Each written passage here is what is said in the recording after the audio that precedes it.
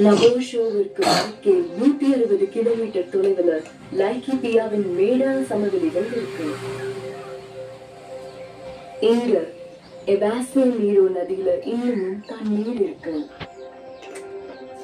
இந்த பகுதி ஒரு ஸ்பெஷலான குடும்பத்துக்கு சரணாலயமா இருக்கு.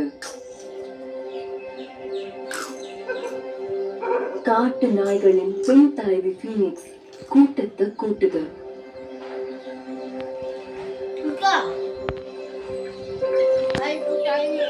அதோட 4 மாத குட்டி நாய்களும் இப்ப குகையை விட்டு வந்து குடும்பத்தோட முழுசா இணைஞ்சிருக்கு.